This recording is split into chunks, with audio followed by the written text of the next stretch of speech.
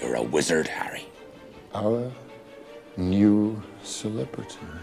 That's what Fluffy's guarding on the third floor. That's what's under the trapdoor. The Sorcerer's Stone.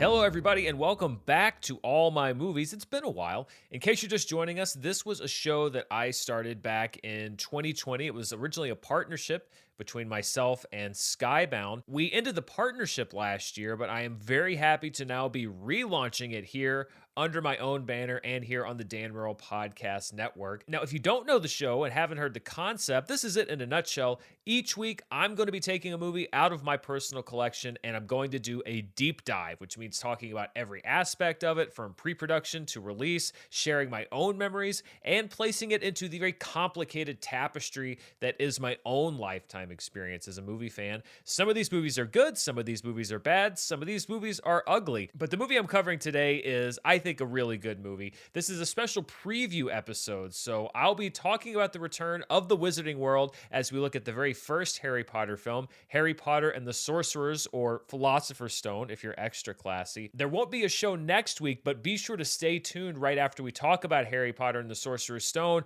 because I'm going to lay out my plans for the next several weeks of the show and what All My Movies is going to look like in the weeks ahead. But for right now, let's jump into Harry Potter and the Sorcerer's Stone, which was released in November of 2001. And Harry Potter's origin story in the real world is almost as well known as his fictional origin story. The details of J.K. Rowling's rise from single mother who thought of a boy wizard on a train one day to the creator of one of modern fiction's most popular sagas have done what the details in all great stories do. They've been mythologized, they've been romanticized, they've even been altered to fit the mold of the classic underdog story. It is a very complex story that really doesn't have a whole lot to do with the making of this movie, but if you want to know more about the origins of Harry Potter, it will definitely take you back to a time when print was king and nobody had a Twitter account, which maybe was for the best. The biggest takeaway for this show is that in 1997, J.K. Rowling's Harry Potter and the Philosopher's Stone was first published in the United Kingdom.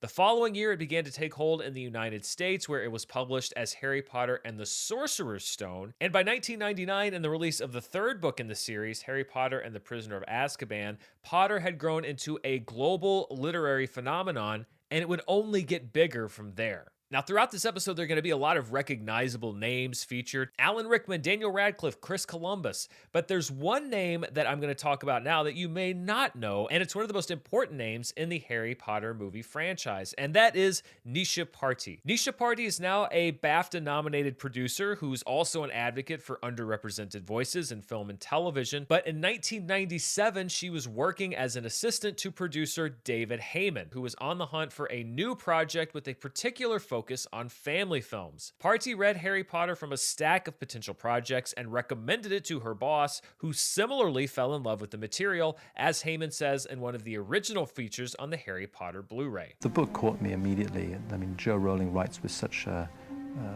imagination, she has such a vivid imagination, and Harry himself is in so many ways and every person and every man. Rowling, who is still in the midst of writing the books, was reluctant to agree to film adaptations of her work for fear of Hollywood messing with her stories, as she told UK television host Jonathan Ross in 2007. Warner Brothers weren't the only people who wanted to do it, so I said no to everyone.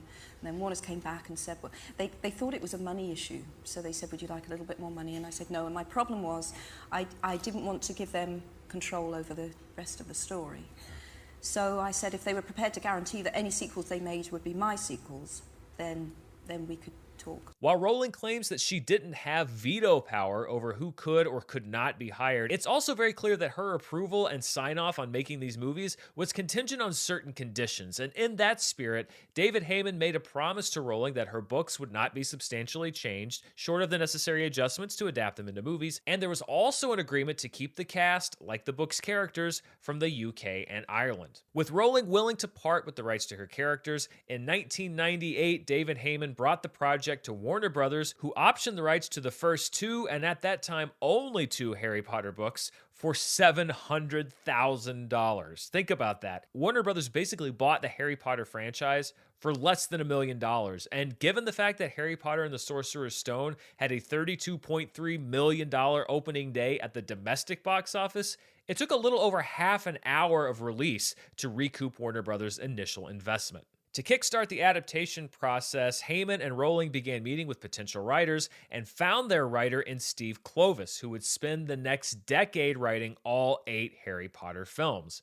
Kloves had written and directed the Oscar-nominated film The Fabulous Baker Boys, among others, and like many involved with the Potter films, had fallen in love with the books after reading the story cold. Kloves reportedly won Rowling's approval at a lunch meeting where he disclosed that his favorite character was not Ron Weasley, with whom he shared many similarities, but Hermione Granger. Rowling would eventually be a valued ally to Kloves as he adapted the first book, a process that he told Entertainment Weekly in 2001 was, quote, a bitch, due to Sorcerer's Stone's non-plot-driven nature. Kloves also told EW, quote, for me, J.K. Rowling has been the greatest asset because it's like having the Bible of the story at the other end of an email or phone line. With Kloves attached to write, the search for a director began, but originally it wasn't much of a search at all. Steven Spielberg showed great interest in the project, and for Warner Brothers, it was simply a matter of waiting for him to finish Saving Private Ryan. I mean, think about it. You buy the rights to this huge franchise, you think you may be able to make a bunch of movies, and then like Mr. Movies himself, Steven Spielberg, wants to direct it. Not much of a choice there. But after extensive discussion with Heyman and Rowling, Spielberg eventually declined the director's chair, instead choosing to make AI, artificial intelligence, with child actor Haley Joel Osment. In a statement released in February of 2000, Spielberg said, quote, I have every certainty that the series of Harry Potter movies will be phenomenally successful. J.K. Rowling's vision of Harry Potter is modern genius. Warner Brothers and President Alan Horn have been more than generous in the time they've allowed me to make a decision. However, at this time, my directorial interests are taking me in another direction. Most importantly, I look forward to reading the 4th Harry Potter book this summer and taking my family to see the first movie next summer. With Spielberg out, Warner Brothers now needed to lock a director quickly. Though the release date would eventually be pushed to November of 2001, WB at the time had targeted Sorcerer's Stone as a summer 2001 film, as Spielberg noted in his statement. And in March of 2000, Variety reported that the shortlist for directors contained 4 names: Brad Silberling, Alan Parker, Terry Gilliam, and Chris Columbus. Terry Gilliam obviously was not selected and seemingly never really believed that he was a serious candidate. In 2006, he told the AV Club, quote, there was no way they were ever going to hire me. J.K. Rowling wanted me, the producer did. There was no way I was ever going to make the film. As I was talking about it, I managed to get myself excited and I started inventing wonderful things. I was seeing all these executives' faces brighten up and I managed to get myself excited about the project. I was so angry at myself. Terry Gilliam would later say that he was glad he didn't get the job because he would not really have been allowed the creative freedom he wanted anyway, and he later called the first 2 Harry Potter films, quote, shite that missed the magic of the series. Honestly, it sounds like Terry Gilliam and Warner Brothers may have dodged a bullet there. The next name on the list was director Alan Parker, who passed away in 2020 and is perhaps known for his more adult-skewing fare like Evita, Mississippi Burning, and Midnight Express. Parker claimed to have been a confidant for producer David Heyman throughout the pre-production process, but so badly misunderstood a meeting with Warner Brothers executives that it cost him the job. Here is his account of that meeting at a Cannes Lions learning event from 2013. It was 10 o'clock at night, and I picked up the phone in my kitchen in London, and it was 10 people. 10 people in Burbank, in Los Angeles, and then me in my kitchen. And they said, well, go ahead, Alan. And I said, what do you mean, go ahead? They said, well, how do you see it? I said, I have no idea. I haven't even thought about it. I said, I read the script once. Do you want me to do it? And they said, well, a lot of people want to do this film. I said, well, ask them then. And they put the phone down on me. So by all accounts, it really seems like the directing job for Harry Potter and the Sorcerer's Stone came down to 2 names. Brad Silberling, who had helmed the film adaptation of Casper and had just directed City of Angels with Nicolas Cage and Meg Ryan, and Chris Columbus, who had already scored mega hits in the 90s with Home Alone and Mrs. Doubtfire. I don't want a new family. I don't want any family. Families suck. I hope you don't mean that. You'd feel pretty sad if you woke up tomorrow morning and you didn't have a family. Like Heyman and Clovis before him, Columbus had not come by Harry Potter naturally, but was turned onto the story by its target audience, specifically his daughter Eleanor Columbus, who would go on to play the small role of Susan Bones in the first 2 Harry Potter films. My daughter Eleanor convinced me to read the books after I refused 3 times. So once Prisoner of Azkaban came out, I said, okay, I'll read these, finally. And then immediately I saw the movies. I just saw them, and that hasn't happened since. Columbus won Rowling over with his vision and may have won Warner Brothers over with his work ethic. Having already written screenplays for movies like Gremlins and The Goonies in addition to his directing resume, Columbus used that experience to his advantage, as he told the AV Club. Steve Clovis wrote a brilliant script, but I rewrote a director's version. So I filled it with tone, how I was going to move the camera, what the sets were going to look like. I went into the Warner Brothers meeting and basically put the script on the table and said, look, I've rewritten this for you for free, which nobody does in Hollywood, by the way. And I said, keep it. I don't want to get paid for it. I just want you to see what I would do with the movie. And I think that was probably the thing that got me the gig. Impressed by Columbus's passion, Warner Brothers officially hired him in March of 2000, a time frame that creates an interesting what-if in movie history, because according to Columbus in this interview with Screen Rant, his choice to direct Harry Potter sent another future mega franchise in a completely different direction. I read that you had passed on directing Spider-Man to direct Harry Potter. Is that true? Yeah. The reason I got into movies as a kid was because of Marvel Comics, because that's what I wanted to do.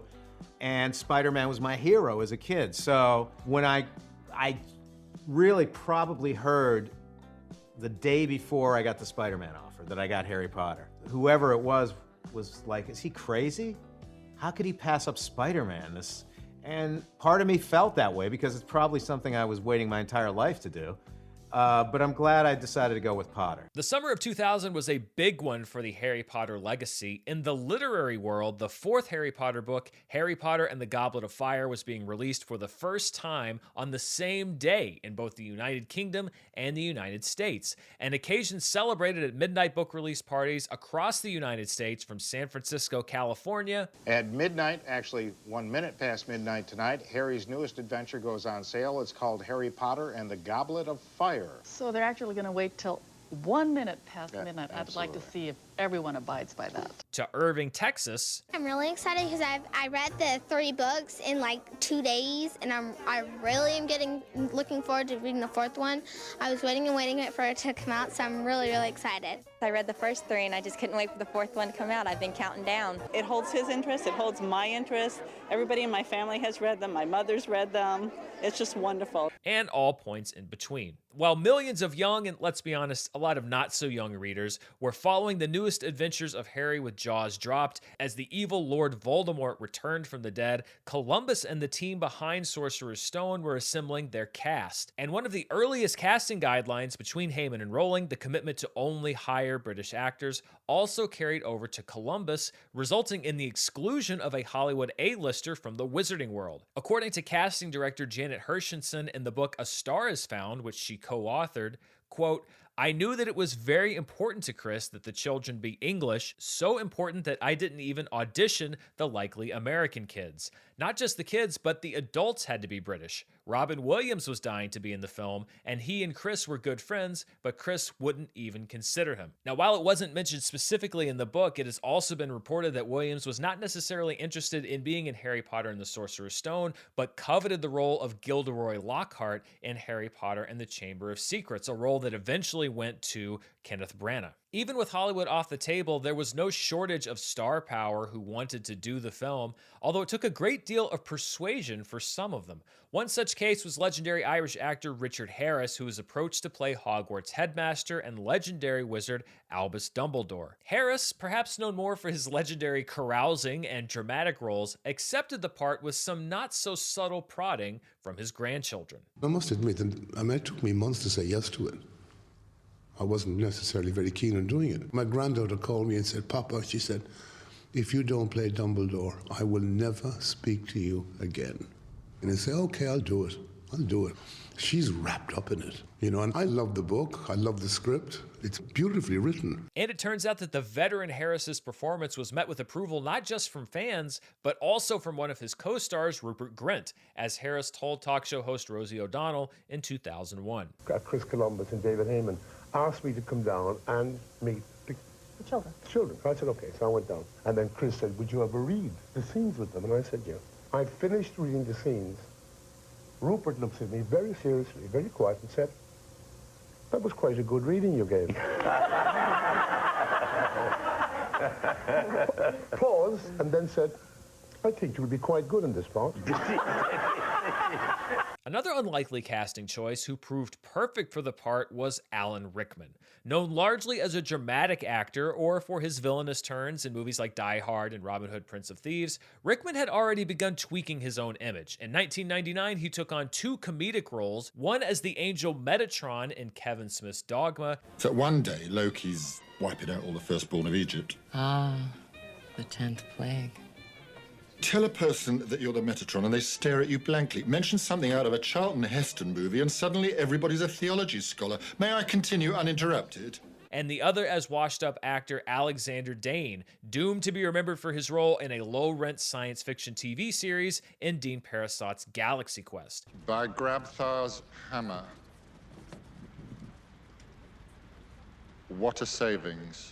I'm a big fan of both of those movies, and don't worry, they will eventually be future entries on this podcast. To Columbus and Heyman, Rickman seemed like the perfect choice for the role of Severus Snape, the bitter potions teacher and faculty nemesis of Harry Potter. And while they offered the role to Rickman, there was never any expectation in either of their minds that he would actually take it. David and I took Alan to dinner to convince him he had to play the role. And I remember the car ride through London with David driving with Alan sitting in the front seat and me sitting in the back, and David almost got in a car accident. And I remember saying, David, don't kill us before Alan says no, you know, because we just expected him to say no, but for some reason, 2 days later, he came back and said yes. Like Richard Harris, however, Rickman was susceptible to something even more powerful than magic, emotional blackmail. I don't think I had much choice in the matter.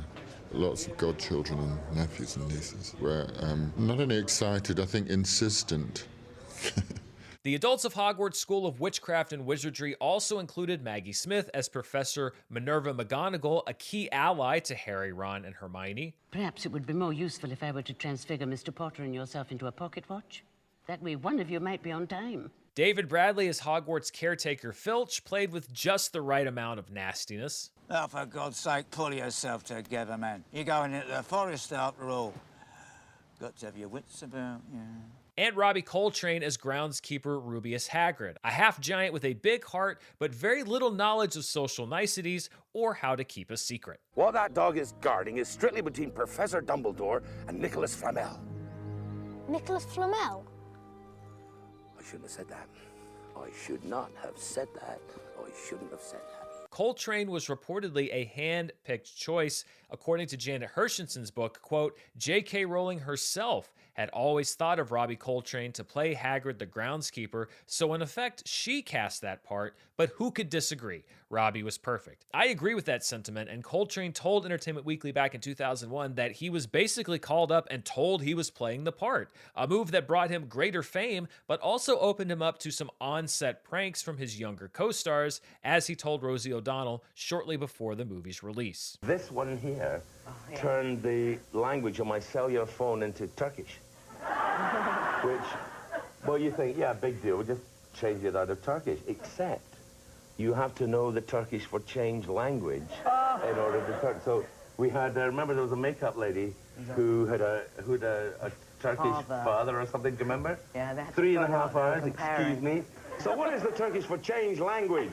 With literally a nation's worth of amazing adult actors, the grown-ups were the easy ones to cast. Much more difficult was the task of finding young leads for roles not only in one film, but for a potential film franchise that could span a decade. As Janet Hershensen writes in A Star Is Found, quote, if a character in the book was described as green-eyed, we couldn't get away with hiring a brown-eyed child, and Harry, Ron, and Hermione were such vividly drawn characters that everybody already knew what they looked like. Try finding real kids who fit that image, who were still the right age, and who can act. In order to achieve this, producers put out a casting call across the UK, a wide net that snared one of their leads, actor Rupert Grint, who eventually won the role of red-haired Ronald Weasley, Harry Potter's best friend and Hermione's eventual husband. In an interview with Hollywood.com, Grint recalls the relative ease of getting an audition. I really wanted to be in this film, so I was looking on the internet of this website of Newsround, and some of these kids had been sending in videotapes of themselves reading a bit of Harry Potter.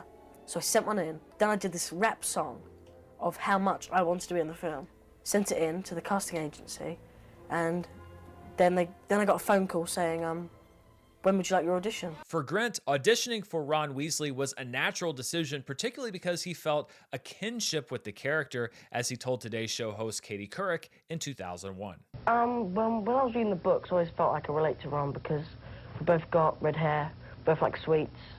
We both got lots of brothers and sisters. I have one brother and 3 sisters, and we're both scared of spiders. The role of Hermione Granger was a bit more difficult, and the choice came down to 2 finalists. One of them was Emma Watson, an acting newcomer who came armed with a passion for the series already, as she revealed in HBO Max's Return to Hogwarts. My dad used to do all the voices, and my brother and I just became obsessed. We would just beg him to keep going, and every time we finish a chapter, be like, one more, please, just one more, please, one more. But Watson was up against stiff competition. As Janet Hershenson writes, quote, "For Hermione, we tested 2 girls, one of whom had lots of experiences. She'd played Madeline in the movie of the same name." And stepping out of the book for a moment here, if that is true, then that means that the other finalist for the role of Hermione was the actress Hattie Jones, whose only film credit remains 1998's film version of Madeline, co-starring Frances McDormand. According to Hershenson, Watson had pretty much given up on the idea of getting the role due to her relative inexperience, but looking at the footage, she says there was no contest. Emma leapt right off the screen and onto the call sheet. But the hardest challenge was finding the right actor for the boy wizard the franchise centered around Harry Potter himself. It was a search that J.K. Rowling compared to one of America's great literary casting calls to find the lead in the movie version of Gone with the Wind, as she told Rosie O'Donnell. Harry was the hardest to find. It was like Scarlet O'Hara, you know. I was looking at kids in the street. We were at this point where we were thinking we can't find him anywhere, and then the producer of the film just walked into the theatre one night and sat next to him. It was incredible. At one point, Columbus thought he'd found his Harry Potter when he saw a boy playing young David Copperfield in a BBC adaptation of Charles Dickens' novel of the same name. You have no close family of your own, Copperfield? Mr. Murdstone hates me. For no one else.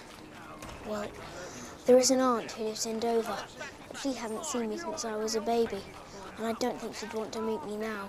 Unfortunately for Columbus at the time, it was a no-go from Radcliffe's parents. Immediately, a light bulb went off in my head, and I said, this is Harry Potter. This is the kid we've been looking for months.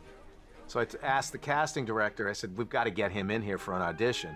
She said, it's never going to happen. His parents do not want him involved in this world. They don't want him to take this role. I think the deal was to sign on for like all 7 films and they would be filmed in LA. So Mum and Dad were like, no, that's like a huge disruption to his life. With Radcliffe seemingly out, the search continued until producer David Heyman spent one fateful night out at the theater. David Heyman was sat in the row in front of us at a production of a play called Stones in His Pockets. I looked up and there was Alan Radcliffe, who was an agent at ICM who I knew. And he said, oh, how are you? Great. And then next to him was Marcia, his wife, and the boy at the end was his son, Daniel. I noticed David Heyman turning round to me every so often. I was like, who's that man? And then, in the interval, he came up, him and Steve Close came up, and they introduced themselves. My dad just went, okay, maybe. He saw it as a sign. Like, I don't believe in that kind of stuff particularly, but they took it as a sign that it was somehow meant to be, and so they let me audition. One of my favorite things about doing the research for this show is seeing all of these near misses and what could have been. And it is really shocking to see just how close Daniel Radcliffe came to not getting the role of Harry Potter. It's weird to think about how drastically different his life would have been and the franchise would have been. But luckily for everyone involved, Radcliffe was finally allowed to audition for the role of Harry Potter. If you heard your mum screaming like that, just about to be killed, you wouldn't forget in a hurry. And while the mythology around the movie is that Radcliffe, much like Potter, was the boy destined to play his part, Janet Hershenson writes that it was a much closer call than many may realize. She says, quote, 4 boys were tested for the Harry role, but this time it was a split decision. Some of us liked Daniel, some of us preferred another kid. I was actually in the latter camp. Chris Columbus preferred Daniel, but he didn't want to make such an important decision with half the room opposed. The next morning, I woke up with a different opinion. Now, obviously, as the director, Chris Columbus probably would have gotten his way regardless, but it would be really interesting to step into the reality where that casting session didn't adjourn for the night, and Hershenson maybe did a 12 Angry Men and persuaded the director to cast the other option. Whose life would have been changed? Would the Harry Potter films have even been a success? And would that actor have gone on to play a farting corpse in Swiss Army Man? I guess we'll never know the answer to any of those questions. One thing that may have put Radcliffe over the top was his chemistry with Rupert Grint and Emma Watson. Much like Star Wars and countless other films, the studio conducted what are called chemistry reads with different groups of actors to see how they interact with each other, and when the eventual final trio was put together, the on-screen magic was palpable for everyone in front of and behind the camera. I never thought to look in here. I checked this out first term for a bit of light reading. This is light. Shut up. I knew it. Here it is. Nicholas Flamel is the only known maker of the Sorcerer's Stone. The what? Oh, honestly, don't you two read? I do remember that when it was the 3 of us, something felt different and right and easy. I do remember the click. After a months-long exhaustive search, the film versions of Harry, Ron, and Hermione were introduced to the world at a press conference on August 23rd, 2000, merely a month before the film was set to begin shooting. Life for all 3 young actors is about to change. They'll be given special tutors while the film is made. And the likelihood is this will be the first of a series of Harry Potter films. We leave the last few words to Daniel Radcliffe. First, his reaction to getting the part. I cried and I was just really excited. How do you feel about becoming famous? Be cool. Even before Harry Potter and the Sorcerer's Stone was cast, the physical production of the film had already begun, with sets being constructed at London's Leavesden Studios. Leavesden was a relative newcomer to the film scene. It had just been renovated for 1995's GoldenEye after the Bond franchise's usual home at Pinewood was unable to accommodate the production. It's since been used in dozens of film productions, including the rest of the Wizarding World series, The Dark Knight, Mission Impossible Fallout, and Ready Player One. Leavesden was purchased by Warner Brothers in 2010 and now hosts the Making of Harry Potter tour, which brings millions of fans to the studio every year. For Chris Columbus, the pressure of directing this movie was very clear. The hopes of millions of fans rested on his shoulders, not to mention tens of millions of dollars of Warner Brothers money and the potential of a lucrative new franchise. The first day of filming was at the train station, and I just remember being incredibly nervous. I didn't sleep the night before. That night, I felt all of the intense pressure of what I was about to do, and I thought, if I fail, everyone in the world will hate me forever. So, because I knew if I failed, if my vision for the film failed, if the look of the picture failed, if the casting failed, all of those things that I was responsible for, if I was wrong about any of them, the franchise was dead. Filming with the lead trio of actors kicked off in early October of 2000, and this first day of shooting is documented extensively in a number of candid behind-the-scenes videos that I was able to find online, and it really is fascinating to see these stars now. I mean, these are faces that for 20 years now, people have literally grown up with on the precipice of a life-changing event that I don't even think they were really aware they were in for. Miss Watson, this is your first day. How does it feel? It feels absolutely fantastic. Are you excited? Very much so. Can't wait. You guys, are you nervous? Yeah, very. I'm like so totally nervous. It's going to be great. It's going to be fantastic. Am I supposed to have my teeth on? I'd also like to point out that elsewhere in this behind-the-scenes footage, they show a notebook that Tom Felton has been sketching in on one of the prop parchments that's used in the classroom scene, and it says, I kid you not, Limp Bizkit rules, which to be fair, in late 2000, they kind of did, because you have to remember, this was probably in November or December of 2000, which was fresh off the release of Chocolate Starfish and the Hot Dog Flavored Water, an album that included tracks like My Way and Take a Look Around, and of course Rollin', while the band was still basking in the success of 1999's Significant Other. Plus, thinking that Limp Bizkit rules is totally a Draco Malfoy move. But I digress. Like the golden snitch that Harry would receive in the final book, the shooting for Sorcerer's Stone also opened at the close, and the first scene shot with Radcliffe, Grant, and Watson was the final scene of the movie. Things were so fluid at this time that the final look for Hermione hadn't even been settled on. In the book, Hermione has buck teeth. We were obsessed with making Emma more Hermione-like. So in the very first scene that we shot in the film, Emma is wearing fake teeth. But we realized after the first day of dailies that we could not do that for the entire course of the picture. And we were able to cut it in a way that you really can't tell, but they're there. If you look closely enough, she's wearing false teeth in that last scene to make her more Hermione-like. Despite the chaos of a new shoot, Columbus immediately realized that he had something magical on his hands, with the performance of his young lead immediately drawing an emotional reaction. Feels strange to be going home, doesn't it? I'm not going home. Not really. When he says that, when I saw the dailies to that, I was actually very touched. I had tears in my eyes. I looked over at David Heyman, he's got tears in his eyes. And I said, how is it that this kid came up with such a very unsentimental, real performance? And that is just a testament to Dan's ability as an actor, even from the very first day on this film. But working with young actors wouldn't always be this easy. After all, they're still kids, no matter what traumatizing life events their characters are going through. And getting a cast of largely children to consistently perform on camera meant that Columbus would definitely be earning his director's paycheck. Throughout a take, our attention would wane and come and go. They say a line and then they'd smile at the camera, or they were just so happy to be in a Harry Potter film that they couldn't contain their excitement long enough to focus on an entire scene. Chin up, Dan. Head up, Dan. Head up, even higher. Rupert, stop smiling. No, not smile. Emma, look this way. You guys should look at each other after he's gone, okay? Okay. And the key was, for cinematographer John Seal, with shooting multiple cameras, because I never knew when the kids were going to deliver the performance that I needed. The Sorcerer's Stone. Okay, guys, you're laughing. Plus, there was even more pressure to get the performances on film as quickly as possible, because as underage actors, their on-camera time was fleeting, as producer David Heyman explains. One of the challenges we had to face was making this film on a schedule when you only had your lead actors on set for 4 to 4.5 hours a day. The children were allowed on site at the studio for 9.5 hours a day. Of that, 3 hours were given over to education, an hour for lunch, 15-minute breaks every hour.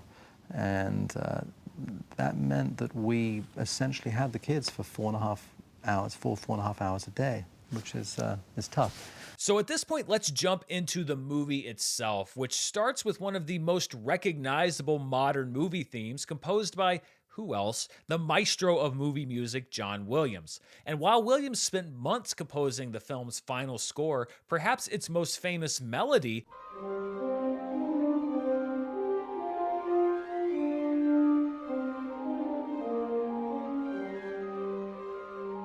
was actually born of necessity before the film had even been shot. Before I had seen a frame of film, I got a call from Warner Brothers saying that they were going to do a promotional reel of Harry Potter for which they had no music, and would I create some theme, some music that might be used.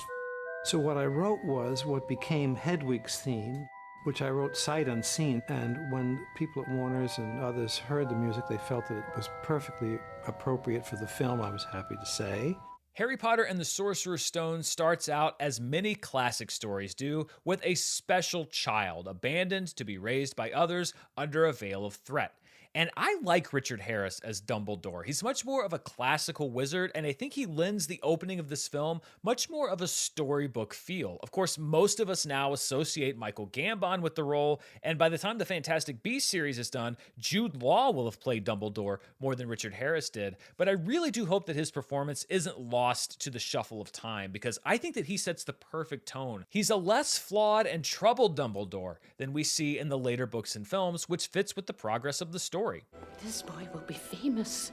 There won't be a child in our world who doesn't know his name. Exactly. He's far better off growing up away from all of that. Harris also gives Dumbledore a very wry sense of humor, similar to what many report Harris himself had, as seen in this behind-the-scenes footage that appears to contain some deleted comedy from Dumbledore at the Great Hall Feast that kicks off the Hogwarts school year. Now, before we begin, Professor Dumbledore would like to say a few words. And here they are. Nitwit, Blubber, Oddment, Tweak. Thank you. I don't want to go too easy on Dumbledore here, though, because it shouldn't be forgotten that Harry Potter was raised in poverty and misery when he could have grown up under different circumstances, under protection, and certainly with the means to a comfortable lifestyle. I mean, this kid is rich. Instead, he was essentially cursed to be miserable for the first 10 years of his life. This is perhaps the earliest sign that Albus Dumbledore didn't necessarily have Harry Potter's well-being in mind first and foremost. Do you really think it's safe, leaving him with these people? I've watched them all day. They're the worst sort of muggles imaginable. They really are. The only family he has. With some great transition music, we then meet poor Harry Potter living under the stairs at the home of his vicious uncle Vernon Dursley, his Aunt Petunia, and his spoiled cousin Dudley. Any funny business, any at all, and you won't have any meals for a week. I've always thought that this film also really brings to life the influence of Roald Dahl on J.K. Rowling's writing. Dudley is definitely a spiritual sibling of Veruca Salt. How many are there? 36. Counted them myself. 36, but last year I had 37! Yes, well, some of them are quite a bit bigger than last year. I don't care how big they are! And the Dursleys are as nasty as they come when it comes to parental figures, which is a recurring theme in Dahl's work. There's no such thing as magic. And listen, I don't want to be hard on Daniel Radcliffe because I honestly think that he has grown into an incredibly talented and interesting actor. And I love that the security of doing the Harry Potter films has allowed him to choose some great roles, but he's not the best in this movie. Can you hear me? It's just, I've never talked to a Snape before. I think he's doing a pretty solid, what I call kid performance. Lots of wide-eyed innocence and wonder. I can't be a wizard. I mean, I'm just Harry. Just Harry.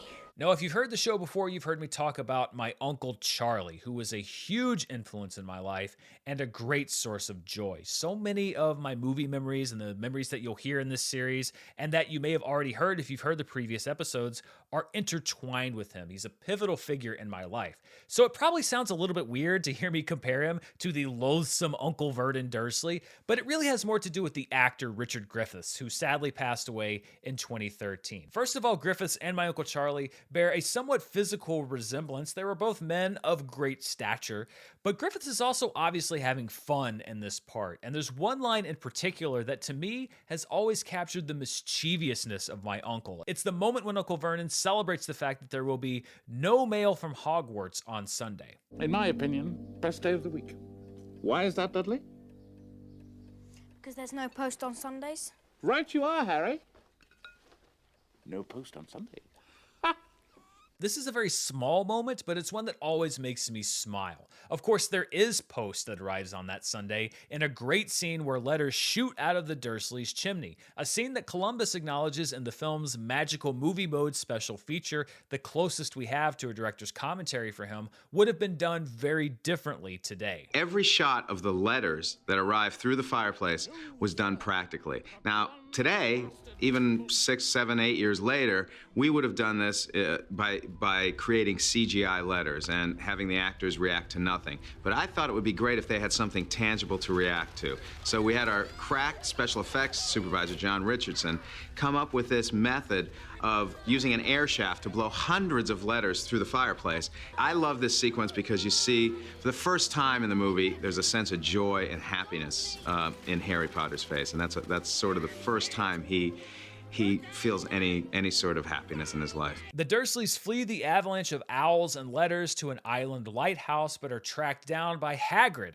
who whisks Harry away to Hogwarts. I love Robbie Coltrane in this role, and I think he is perfect, though his size in universe as a half-giant posed some interesting creative challenges in terms of scale. This was quite a difficult scene to shoot because we actually had to build 2 of these huts. All of Robbie's material was shot on a smaller hut, so when Robbie himself, dressed as Hagrid, walked through the door, he appeared to be 9 feet tall. And we shot all of the reverses with the Dursleys and Harry using a giant double. And we created this wonderful prosthetic mask. So in long shots and wide shots, you can actually see Harry walking, sometimes walking through the streets of London with this double. And if you look close enough, you can see the mask. So this was an interesting moment of directing for me because I actually had to get a performance out of Daniel Radcliffe, who should have been emotionally moved at this point. Yet at the same time, he couldn't connect with the other actor in the room, Robbie Coltrane.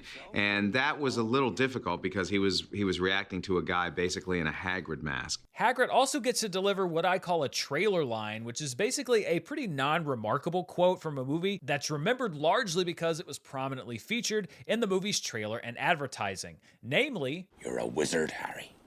I also want to acknowledge a great bit of acting for Fiona Shaw as Aunt Petunia here. Her speech about her sister Lily and her acceptance into Hogwarts is able to convey a lifetime's worth of resentment and jealousy and fear into just a few sentences. My perfect sister being who she was. My mother and father were so proud the day she got her letter. We have a witch in the family. Isn't it wonderful? I was the only one to see her for what she was. A freak. It really does prove that there are actually no small parts, and the entire Harry Potter franchise is stacked from top to bottom with great actors in big roles and small. From here, Harry and Hagrid go to Diagon Alley, where we first get a sense of Harry's fame in the magical world, a very strange predecessor to what Radcliffe was about to experience. See, Harry, you're famous. But why am I famous, Hagrid? All those people back there. How is it they know who I am? And I also have to make a bit of an embarrassing admission here. I have been a Harry Potter fan for several years before I caught on to the fact that Diagon Alley is a play on the words diagonally and that Nocturne Alley is a play on the words nocturnally. I guess I just took for granted that everything else has such a whimsical name. I didn't think about tying it into the actual real world. But yeah, that's something that I was way behind the curve on. It's here in Diagon Alley that we also get the first appearance of Professor Quirrell. Harry, this is Professor Quirrell. He'll be your defense against the dark arts teacher. Fearfully fascinating subject.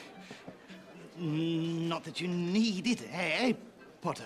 And I like how they layered the mystery of this film. On second watch, we know that Harry can't touch him because he is secretly hosting the spirit of Voldemort, but actor Ian Hart plays so many moments in a way that look innocent at first, like refusing Harry's handshake in their first scene together, but that makes so much sense in retrospect. It's a really good bit of acting, direction, and editing that makes the mystery not too obvious, but also keeps the movie's events consistent with the ending. Like a lot of the movie, the Diagon Alley set was largely practical, a feature that brought a sense of reality to the film and that allowed a few lucky kids the chance to basically go to the original Wizarding World of Harry Potter attraction. This Diagon Alley set was really a wonderful thing when you bring visitors to the set because it was part of our Harry Potter world. You know, it's sort of when we brought school kids to visit, you could actually walk down these cobblestone streets.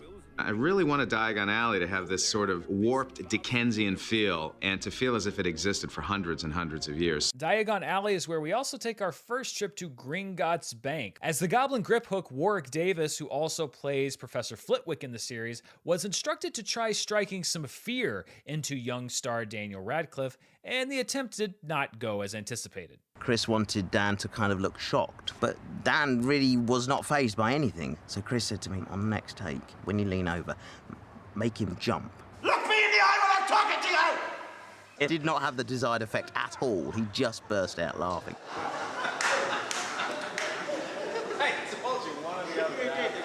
Now, if you were going to name the most memorable movie moments of the early 21st century, I think the scene where Harry receives his wand in Ollivander's wand shop has to be in the top 10. In particular, the shot of young Harry, eyes wide and aglow with magical light while wind blows his hair, has been used in countless best-of clip packages and recaps of the Harry Potter franchise. I bet you probably know exactly what shot I'm talking about just from my description.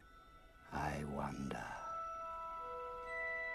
And much to the delight of Chris Columbus, it was a moment of movie magic that was captured entirely in camera. When Harry first gets the wand, we wanted to create this magical moment and feeling of power with the wand. Well, that was created by slowing the frame rate Film usually runs at 24 frames per second. We slowed the frame rate down to 120 frames per second, created a sense of smoke, blew some wind through Harry's hair, and thought, well, if this works, we'll use it. If not, we may need to enhance it with digital effects. It worked beautifully. It created a sense of actually as if you were being there. And I love creating tangible effects in films because it really harkens back to the old days of filmmaking. And for me, the scene is, you know, we could have filled it with visual effects, but it's all about the performances of the two actors. It was a fortunate turn for Columbus because this was also a day that saw a very prominent visitor on set to see the magic firsthand. Ollivander's wand shop. And the great thing about this particular scene, it's the first time and the only time that J.K. Rowling showed up at the set to visit. It was her only day there, so I was a little nervous. I walked her through Diagon Alley, and she loved it. I think it should also be noted that the mystery and magic of this scene is thanks in no small part to the work of John Hurt, who plays Mr. Ollivander. The wand chooses the wizard, Mr. Potter. I think it is clear that we can expect great things from you. After all, he who must not be named did great things. Terrible. Yes, but great. While it may seem odd that such a prominent actor would play such a small part, Columbus chalks it up to the advantages of adapting a much beloved series of books. Another great thing about the Harry Potter films is you get an opportunity to work with actors who would never consider coming in to do 1 or 2 days' work. In this particular situation, John Hurt, who is a fan of the books, agreed to play Ollivander for just a couple of days. And you don't see that in films a lot. And so it was wonderful getting a chance to work with one of my favorite British actors. I talked earlier about Robbie Coltrane's great comedic moments as Hagrid, but I think it's also easy to forget that he is the first character to ever speak the name Voldemort in the entire film series. His name was... Maybe she wrote it down. No, I can't spell it. All right. Voldemort. And really, the pressure of delivering the exposition for the entire mythology of the franchise rests on his shoulders in just one scene. That ain't no ordinary cut on your forehead, Harry. A mark like that only comes from being touched by a curse, and an evil curse at that. Sure, it's common knowledge for the initiated, but for those who are watching the film, like me, who didn't know the story, Coltrane nails this scene. Something about you stumped him that night. That's why you're famous. That's why everybody knows your name. You're the boy who lived. From Diagon Alley, we visit platform 9 3/4 at King's Cross Station, which was actually shot in King's Cross Station, with the real Hogwarts Express right out there in the open for all to see. And there are a few things you could mention that would really serve to date this movie. Some of the effects, the wardrobe, maybe the general look. But for me, it's the idea that you could ever film a scene like this in public without every single picture leaking onto Twitter instantly, followed by thousands of breakdown videos on YouTube and breathless speculation from the online community. I mean, back then, if you wanted to do that, you'd have to take a picture, then go get the film developed, physically scan the picture, and then post it to, I don't know, like a message board, I guess. There are a lot of things that are not so great about the early 2000s, but I bet those who are tasked now with keeping the secrets of Wizarding World movie productions under wraps often long for these simpler times of Harry Potter and the Sorcerer's Stone. Can you tell me where I might find platform 9 3/4? 9 3/4? Think you're being funny, do you? En route to Hogwarts on the Hogwarts Express, Harry meets his future best friend Ronald Weasley for the first time. Do you really have the what? The scar? Oh. Yeah. Wicked. And their train compartment was inspired by another film featuring a set of iconic British megastars. The look of the interior of the train was inspired by A Hard Day's Night, Beatles film from 1964, Richard Lester, and I wanted the feeling of the inside of the train to feel exactly like the train that John, Paul, George, and Ringo were riding in in the first 20 minutes of A Hard Day's Night. So Stuart Craig recreated the look of that train. But filming this important introduction was no easy task, owing not only to the young actors involved, but also to the movie's requirement that both characters indulge in a trolley cart full of candy. They were kids. They had not acted before. It was one of the first times they had done a film, and particularly Rupert. He truly was falling in love with all of the candy he was able to eat on screen. He thought this was like the greatest day of his acting career because we were just letting him eat all of this candy. How many have you eaten? Oh, well, it depends how many takes. About 100 each take. So you're full yet? Huh? You're full yet? Yeah. No. Just one more. I just want more. But if he says we're going to do that scene again, I might collapse. Because I have to... Is there another Bertie Potter's favourite bean, Dan? Yeah, go on. I got two over here. This scene also introduces us for the first time to Hermione Granger, and in my opinion, Emma Watson is easily the best of the lead trio in this movie. She has complete ownership over the character of Hermione from the very first second she appears on the screen. You're Harry Potter. I'm Hermione Granger. And you are? Ron Weasley. Pleasure. While all three of these actors would come into their own over time with their characters, I really do think that Watson's performance is as much responsible for the early positive reception of the series as Radcliffe's or Grant's, because she steers the ship in every single scene that she's in. Now, if you two don't mind, I'm going to bed before either of you come up with another clever idea to get us killed. Or worse, expelled.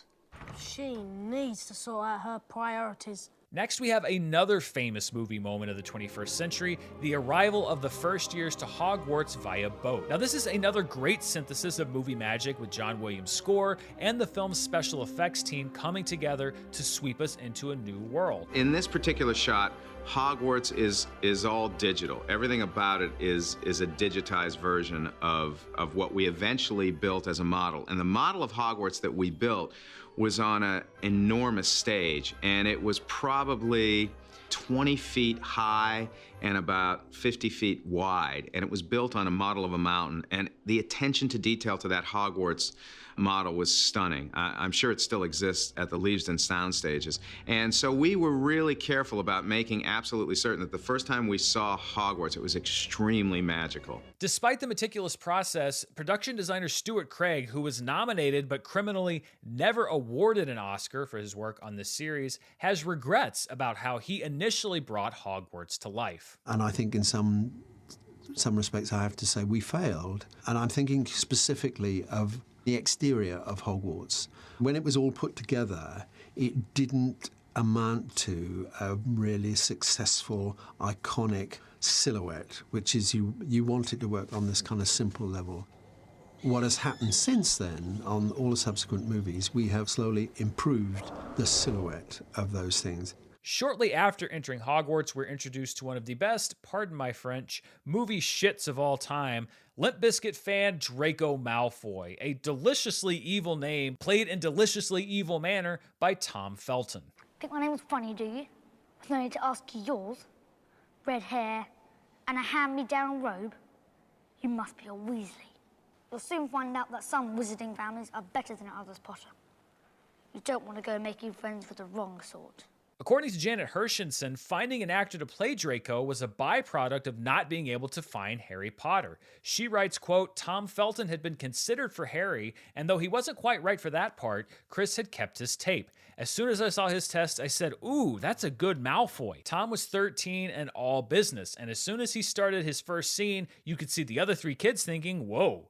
He's good. Felton himself recalls things somewhat similarly as he recounted in Return to Hogwarts. They'd let us all mill, sort of congregate, so they seemingly walked away. And of course, while there's still one gentleman holding a boom mic straight over our heads, and this little girl asked me, what's that? I think he even said, it's a mic, duh. And I remember it because it was Emma. When designing Hogwarts, Chris Columbus's devotion to realism was passed to production designer Stuart Craig, who was already a 3-time Oscar winner, including for 2 Best Pictures, Gandhi and The English Patient. Craig has since been the production designer on every single Wizarding World film. One of my favourite moments on set ever was the moment when all the floating candles started burning through the ropes that tied them to the ceiling and just started falling around the Great Hall. Hundreds of real candles that were really lit on fishing line from the ceiling. So much of that would be visual effects now. The fact that we got to actually be on that set. So cool. Thank you, Stuart Craig. Yeah. We love you, Stuart Craig. Yeah. After the students are sorted into their houses, Gryffindor, Slytherin, and poor neglected Hufflepuff and Ravenclaw, we are officially introduced to one of the most deliciously hammy, unlikably likable, brilliantly portrayed characters in the Harry Potter universe, or any other universe really, Alan Rickman's Severus Snape. I can teach you how to bewitch bewitch the mind and ensnare the senses. I can tell you how to bottle fame, brew glory, and even put a stopper in death.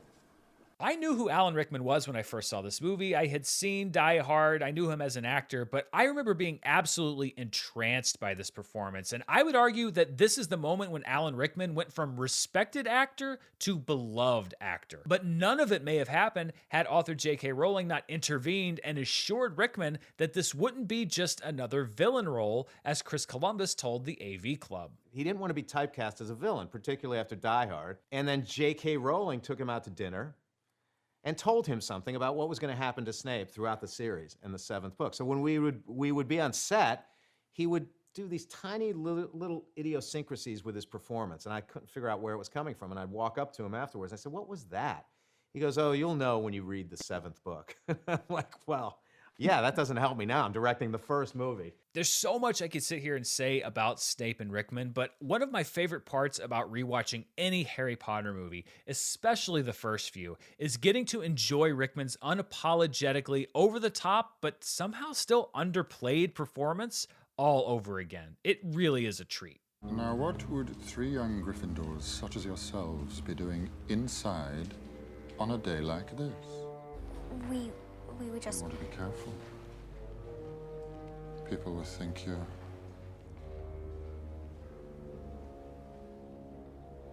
up to something.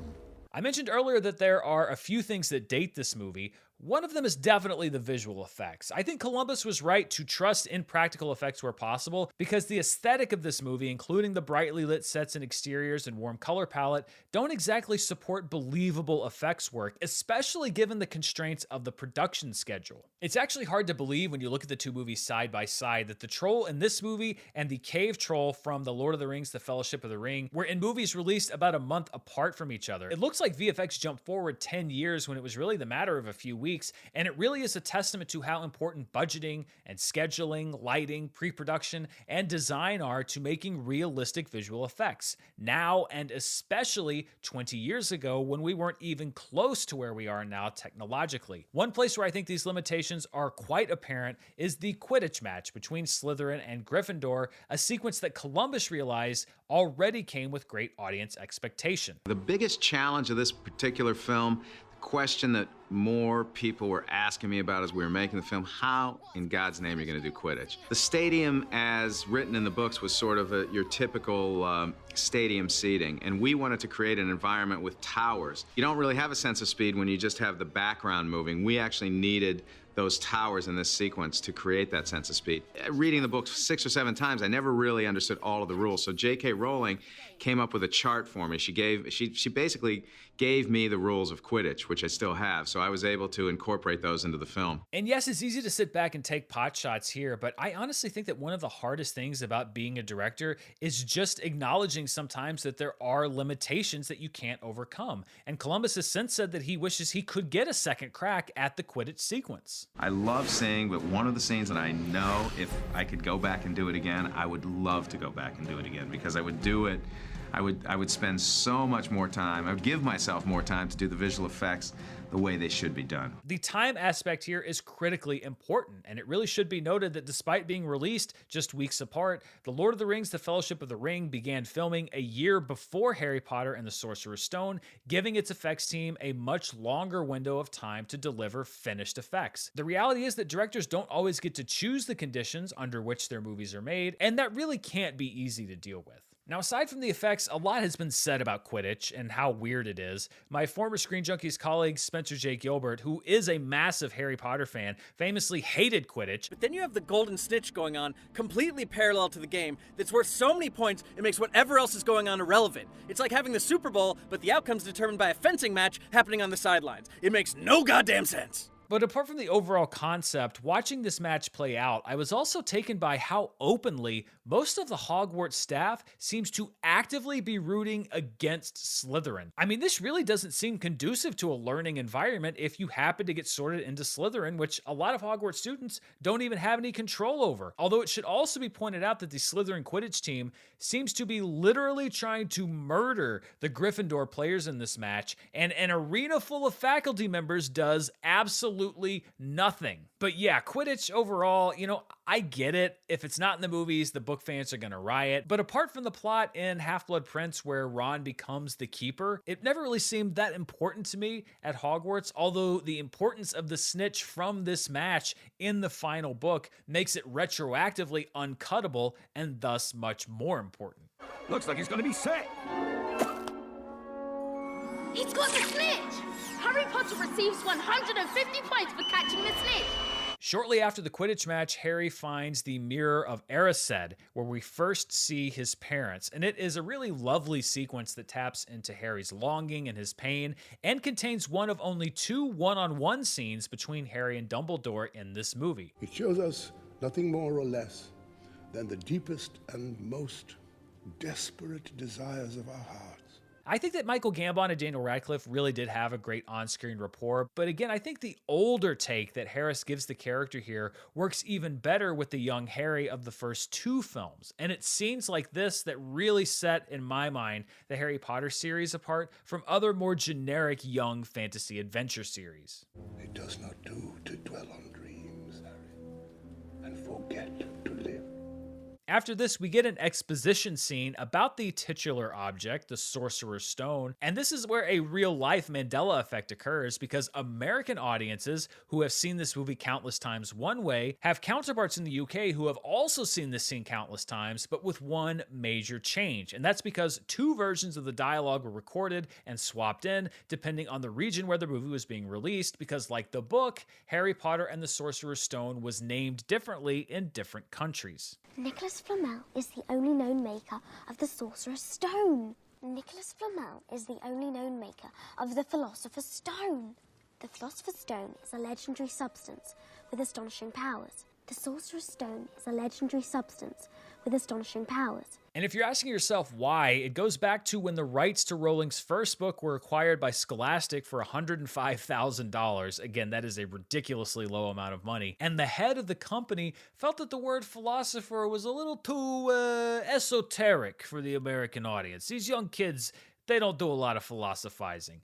He wanted something that was a little more magical in the title, and Rowling reportedly lobbied against a wholesale name change and suggested substituting the word sorcerer for the word philosopher, which eventually won approval. In a 2001 MuggleNet Q&A, Rowling said, quote, "They changed the first title, but with my consent. To be honest, I wish I hadn't agreed now, but it was my first book, and I was so grateful that anyone was publishing me, I wanted to keep them happy." As the trio uncovers a villainous plot that they believe to be led by Severus Snape, a secret plan to steal the Sorcerer's Stone, they also find themselves faced with several tasks in an attempt to retrieve it themselves. One obstacle, a flytrap-like plant called Devil's Snare, could have required extensive CG and animatronics to bring its snake-like vines to life, but in reality, Columbus was able to find an efficient and cheap solution that was much more simple. I said, okay, let us build Devil's Snare, and I'll shoot it in a way that we don't have to incorporate any digital effects. I'll shoot it in reverse. So all of these sequences are actually done with real practical puppeteers below the Devil's Snare, actually moving the tentacles in each sequence. And then when the kids are wrapped with the tentacles, the kids were actually able to act in reverse. It's better than any CGI version of it we could have ever done, because the kids who needed it at the time, as opposed to dealing with just a green screen situation, were actually able to act with real tangible effects, and it worked beautifully. Later on, Ron Weasley's hero moment comes in a game of life-size wizard's chess, a set piece that became one of Columbus's favorites, not only because it was a real-world build, but because it brought out the best in Rupert Grint. Stuart Craig built this entire set and created each one of those chess pieces.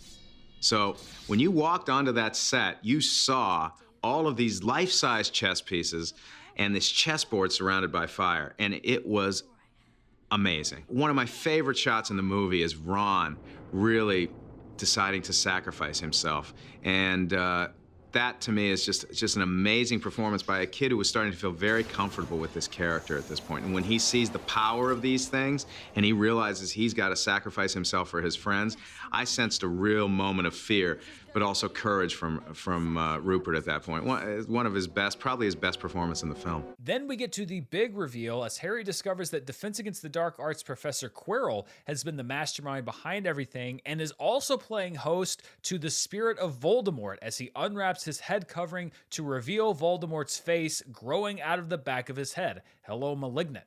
Voldemort. Yes, you see what I've become. See what I must do to survive. Columbus has also said he wishes he could go back and redo this scene using a cast member who was unavailable to him at the time because he hadn't been cast yet. And this was prior to the casting of Ralph Fiennes. So ironically, in a weird way, this Voldemort kind of resembles the Ralph Fiennes you see in the later pictures a little bit. I always thought I would want to go back, and again, as a director, you always want to go back. I want to go back and reshoot this or reshoot that particular part of it so that the films have a real consistency. And I thought it would be great to reshoot it with Ralph Fiennes' voice and Ralph Fiennes' look now. This is pretty close, but it's not exactly where we are in the later pictures. As reveals go, it's not my favorite of the series. It does feel, as Columbus himself has said, a bit Scooby-Doo-ish, and as Radcliffe pointed out in Return to Hogwarts, it's also a bit of a tonal clash with the rest of the film. And the first film is very storybook. It's very inviting. It's like, it's lovely and welcome to Hogwarts until you get to the end of the movie. And I melt a man's face. Yes. This scene also contains a leap of faith that Columbus had to make, which was casting Harry's parents. Because without the foresight of J.K. Rowling's plans, he didn't know how important or prominent their roles would be in the future. So, as with so many other scenes, he had to take his best guess. The casting of Harry's parents was difficult because we knew they would be in subsequent pictures, but at this point we hadn't read all the books, so we didn't know if they would appear in book 5, 6, or 7. We had no idea, and Joe really didn't give us that particular information. So we cast people who have since appeared in subsequent pictures, and we didn't know if they would ever speak, how much we would get to know them. I honestly think that Chris Columbus gets short shrift from a lot of fans. I'm not a particular fan of his second Harry Potter film, Harry Potter and the Chamber of Secrets, but I think he deserves an immense amount of credit for overseeing the launch of a franchise that is still going, helping to engineer creative and casting choices that are still intact and in use, and executing the first chapter of a journey that had no destination, but still feels like it's part of an overall planned story. So many have failed at this task. Columbus succeeded, and I think that he really should be applauded for that. Following Harry's face-melting adventures in the dungeon, we get our second Harry Dumbledore scene, a playful dialogue in the hospital wing that also proves to be full of heart. Do you know why Professor Quirrell couldn't bear to have you touch him? It was because of your mother. She sacrificed herself for you. And that kind of act leaves a mark. What is it? Love, Harry. Love. And then we get to a final feast that, if Hogwarts were real, would probably still live in infamy, where Dumbledore unilaterally takes away Slytherin's House Cup victory after they've already been awarded it. Yes, well done, Slytherin. Well done, Slytherin. However, recent events must be taken into account. By awarding Gryffindor 160 points, basically a quarter of a year's worth of points in one sitting. Assuming that my calculations are correct, I believe that a change of decoration is in order.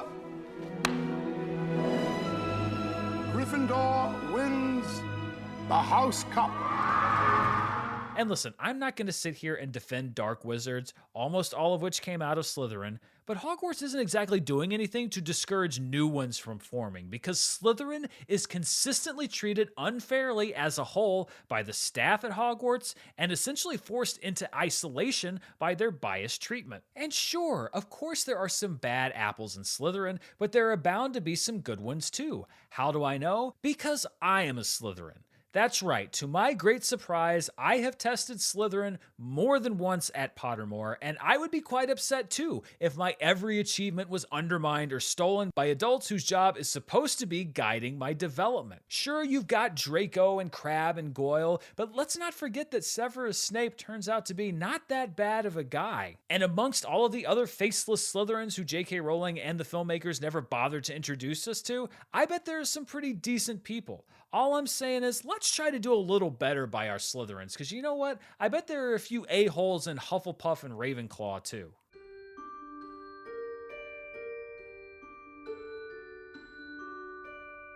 Before we continue, I'd like to thank the sponsor for today's episode, Stamps.com. When people talk about small businesses, I think that something that a lot of people don't think of is that small businesses are anything but small to the people that run them. For business owners of any size, time is money, and you don't want to waste either with repeated trips to the post office. With Stamps.com, you can skip that trip and focus on how to take your small business to the next level. And you know what? It's not just great for businesses. My partner, Mara, is always sending treats. She loves to bake, and she's always sending stuff to people. We send it to England. We send it across the country, and she has been using Stamps.com. It's so easy. We have the scale. All she has to do is pack up the cookies or whatever she's sending, put it on the scale, print out the postage, schedule a pickup. She doesn't have to go wait in line. It makes mailing things so much easier. For more than 20 years, Stamps.com has been indispensable for over 1 million businesses, and that's because it gives you access to all of the post office and UPS shipping services that you need right from your computer, along with discounts that you're not going to find anywhere else, including up to 40% off of USPS rates and 76% off rates for UPS. All you need is a computer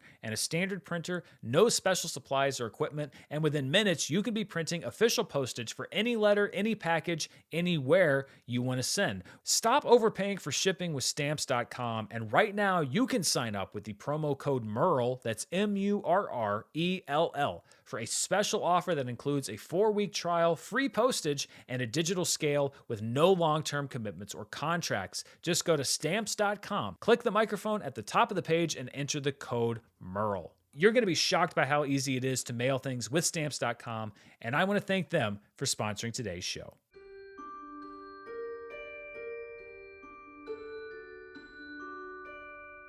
Principal photography on Harry Potter and the Sorcerer's Stone wrapped in March of 2001, less than 9 months before the film's opening, and as if that time pressure wasn't enough, Columbus also had the added task of finishing one film while starting another. Harry Potter is all about beating the clock to a certain level because you didn't want to wait another year to start Chamber of Secrets because the kids age so quickly that they'd be too old for their roles in that particular book. So the challenge was really devoting enough of my time to pre-production and still being able to edit a version of the first film that we were all happy with, that was under 3.5 hours, you know. Luckily, Harry Potter had a true genius in residence, the person that we spoke about earlier, composer John Williams. It's a constantly changing relationship between sound, music, and visuals. And very often, the best results we only can anticipate when we get all three elements together and we can see and hear it. John Williams has basically composed the pop culture soundtrack of the late 20th and early 21st centuries. You can walk around Universal Studios for hours and only hear John Williams' music. Boosted by the footage he was being provided, Williams produced yet another transcendent score that's recognizable in almost every corner of the globe. John will always take an early and longer version of the cut to work on, and he'll just record to the longer version. I remember one occasion we saw the cue played back of this long version of the arrival at Hogwarts, and Chris just turned to me and said, "You've got to go and put that back to that long version," because we'd shortened it because we thought it was too slow. But once we saw it with the music, it was brilliant.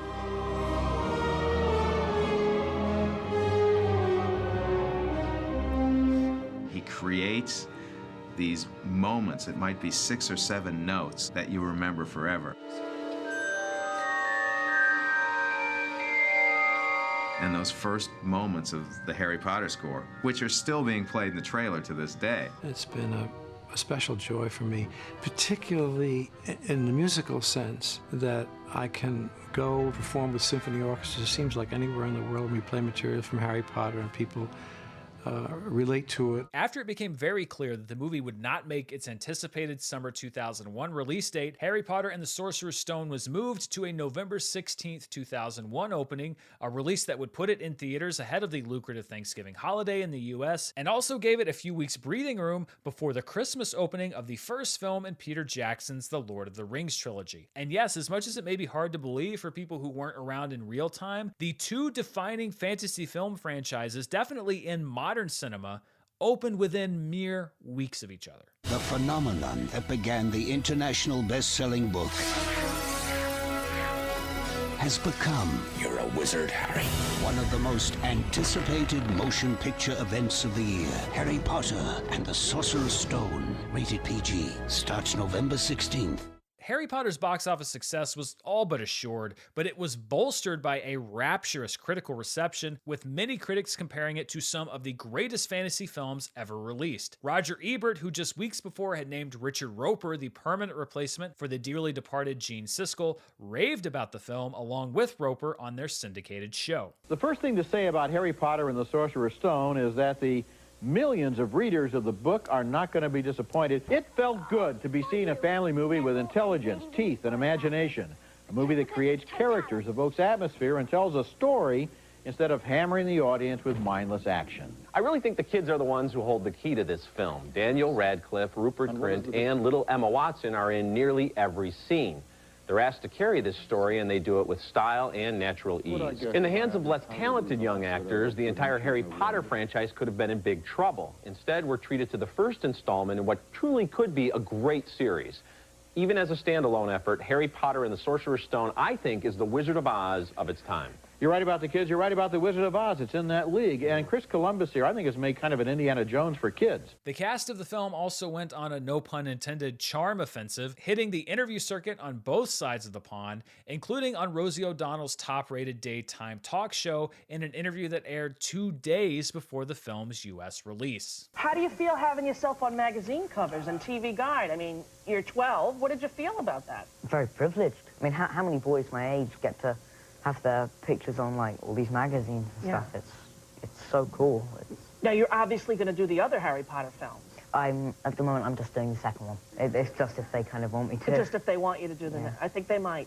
All of these elements leading up to the release, the hype, the cresting of the Harry Potter literary wave, the great reviews, all led to a sensational debut for Harry Potter and the Sorcerer's Stone domestically, which opened to $90 million and set the all-time opening weekend mark until Spider-Man, which was apparently almost directed by Chris Columbus, broke that record the following summer. Now, I didn't have something like Letterboxd at the time, and I don't have my original ticket stub, so I can't put an exact date on when I saw Harry Potter and the Sorcerer's Stone, but I'm almost convinced that it was on opening weekend, and it was definitely at the AMC 20 in the Tallahassee Mall near Florida State. I was a few months into my freshman year of college, and I had no functional knowledge of Harry Potter, other than it was a popular series of kids' books. I think I'd seen Goblet of Fire at the house of one of my friends whose kid sister was reading it, and I remember looking at it and thinking, geez, what kid would read a book that long?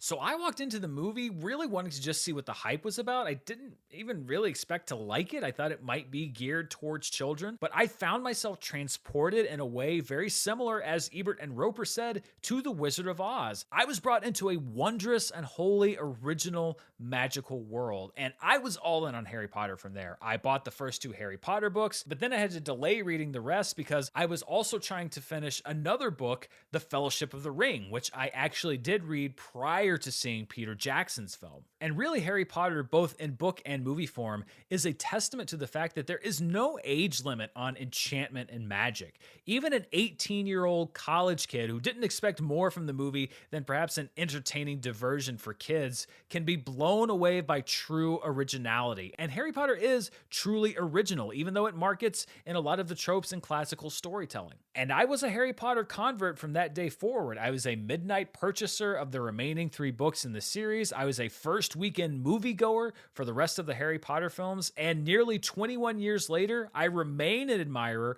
of both the books and the movies, 2 things that I'm sure I'm going to return to from time to time, probably for the rest of my days. As with all sagas, I think it's easy to view them as completed works once you get a little bit of distance from the end of the line, but I also think it's important to recognize just how successful this first movie was at establishing everything that followed. From Columbus's hard work, Heyman's dedication to getting the project to the screen, the commitment from the casting department and the production design team, and yes, the vision of J.K. Rowling, something special was born, a one-of-its-kind fantasy franchise that has entertained 2 generations by now and is sure to entertain many, many more. And despite all of the near misses and the short schedules, Harry Potter worked. But Chris Columbus and the cast didn't have a whole lot of time to rest on their laurels because there was another movie to make. We released Potter that Friday, and the following Monday we were shooting Chamber of Secrets, so there was really no time for celebration or even enjoyment.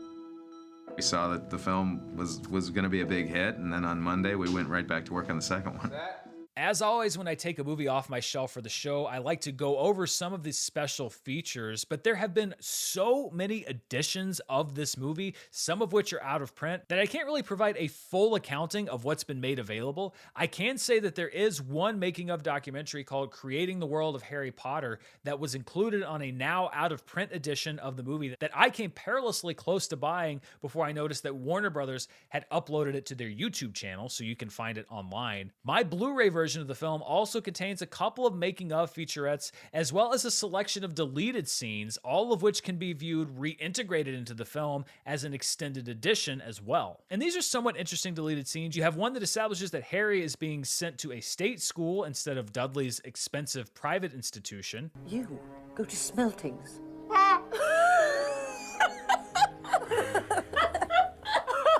Don't be so stupid. You're going to go to the state school where you belong. We get an introduction to Hagrid's love of dragons in a deleted scene with Harry and Hagrid on the tube to Diagon Alley. You'd like a dragon?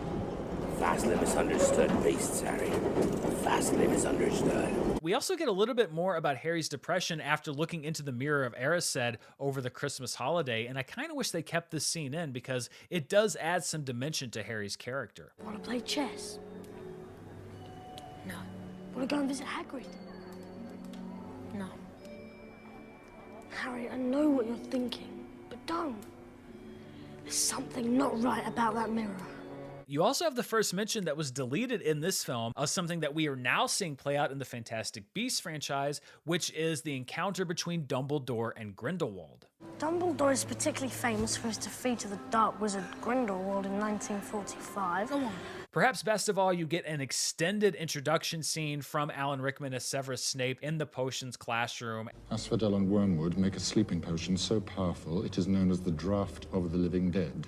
A bezoar is a stone taken from the stomach of a goat, and it will save you from most poisons. As for monkshood and wolfbane, they are the same plant, which also goes by the name of aconite. Why aren't you all copying this down? I also recently purchased the Harry Potter films on 4K. Sadly, there are no special features of any kind included on these releases, but the accompanying Blu-rays do have the legacy special features. And this is something that's distressing when you look at a lot of releases. The DVD/Blu-ray special feature is becoming an endangered species, especially things like director's commentaries. I do like that there are so many movies that are now being released as specialty editions with extra commentaries and features, etc., but that used to be the standard, and I worry that as physical media dwindles, that we're going to see less and less of these editions, or that they're going to be such specialized releases that they become untenably expensive for collectors that want to have them all on their shelf. And Gryffindors, note that 5 points will be taken from your house for your classmates' cheek.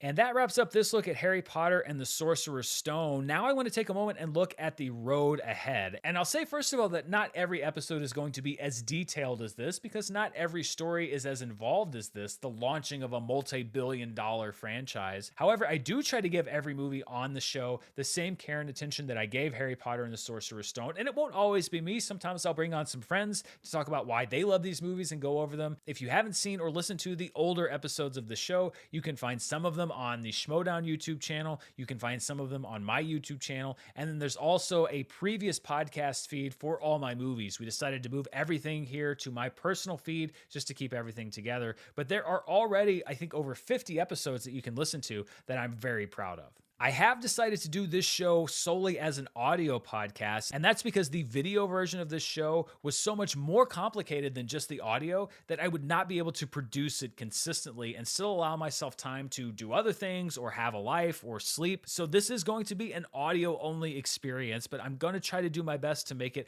a great one for you, which means I've also decided to do all my movie in blocks. So you're going to get several episodes at a time, then I'm going to take some time off in between to allow for production time time, some recharge time, etc. This is essentially a preview episode, but All My Movies is going to be back weekly in May, and I'm very excited because leading up to the release of Jurassic World Dominion, we will be taking on every single Jurassic Park film week by week. So starting on or around May 11th, I'll kick things off with Jurassic Park, followed by The Lost World, Jurassic Park 3, Jurassic World, and Jurassic World Fallen Kingdom. Then after that, starting around June 15th, we're going to take on the 3 Thor films leading up to the opening of Thor Love and Thunder. That would be Thor, Thor the Dark World, and Thor Ragnarok. And then to wrap up this block in July, we're going to be talking about some of the highest grossing July releases of all time. Those choices include Animal House, Waterworld, Inception, and Pirates of the Caribbean, The Curse of the Black Pearl. I am super excited to bring all of those episodes to you, and I'm super excited that you listened to this episode.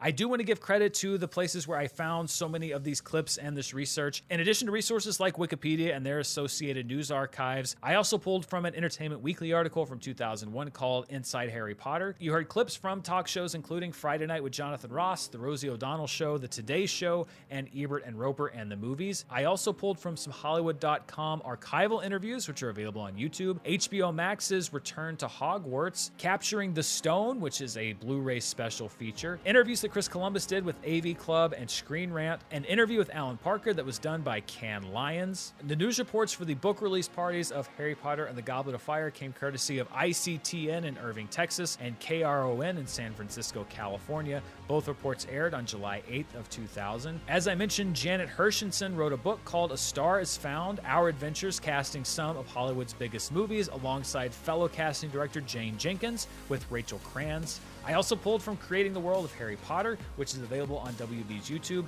and the Harry Potter and the Sorcerer's Stone Magical Movie Mode, which is available on HBO Max, and also selected Harry Potter physical media. Thank you so much for listening to this episode about Harry Potter and the Sorcerer's Stone. I will be back very soon to kick off a look at the Jurassic Park franchise, but until then, it's time to go back on the shelf. Thanks for listening.